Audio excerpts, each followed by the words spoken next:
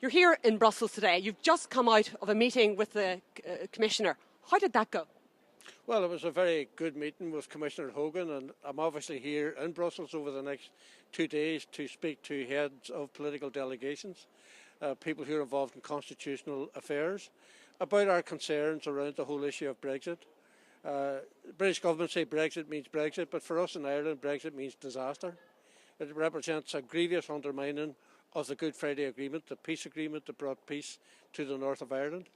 Good Friday Agreement was about ending division between communities north and south, between the community in the north, and of course between east and west. The whole Brexit approach grievously undermines the Good Friday Agreement and has massive political, social and business implications for the whole island of Ireland. So from our perspective, we're here to appeal to the European Union not to abandon the people of the north of Ireland who voted to remain in the referendum. Last night on the radio there was a report that Newry is booming. Shoppers are streaming in from across the border. Could there be a good side to the devaluation of the pound, and could there be new opportunities from being outside the EU? Well, my sense of it is that all of this is temporary. There is absolutely nothing good about Brexit for the people of the north of Ireland or the whole of Ireland. This has very profound political, social and economic implications for the island of Ireland. And of course, as we hear increasingly from the British government about this being a hard Brexit, then we can only assume that there will be a hard border between north and south, which will be absolutely disastrous. We have built the peace process on the basis of open borders, people communicating with each other, and any attempt to impose a hard border would have, I think, very profound implications for us who believe in peace, but also would present an opportunity for those who do not believe in peace and who are still committed to violence. Do you think there's any way around reinstating border controls?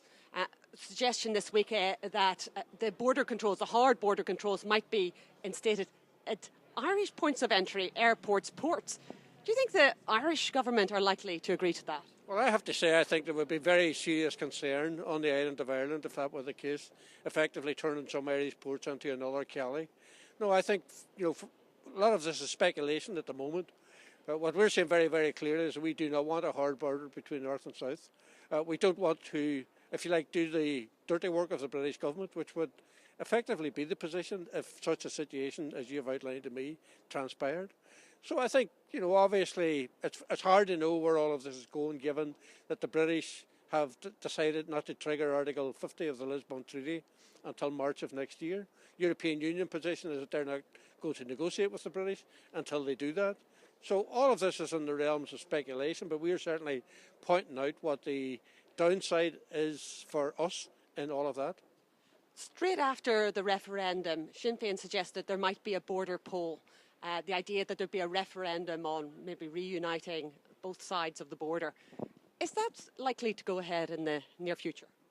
Well, I have to say I think this British government will not go for a border poll this side of whatever they're going to do in relation to Brexit. But I think increasingly as the hard Brexit continues with the British government, I think more and more people within the unionist pro-British community in the north will be asking very serious questions about this British government, because this British government don't care tuppence for the people of the north of Ireland, whether they be unionist or nationalist or Republican. This is a British government that embarked on a referendum that has been disastrous for us without any consideration whatsoever of the implications for us politically, socially and economically on the island of Ireland. I remember telling the British Prime Minister David Cameron before the referendum, I said, you're sleepwalking all of us into an exit from Europe. And he said he was convinced that the Remain vote would win. Well, it didn't win. His political career was destroyed, and we're now dealing with the fallout. And what's this all about? This is about infighting within the British Tory party between people who hate Europe and those people who wish to remain. And unfortunately for us, we're the collateral damage.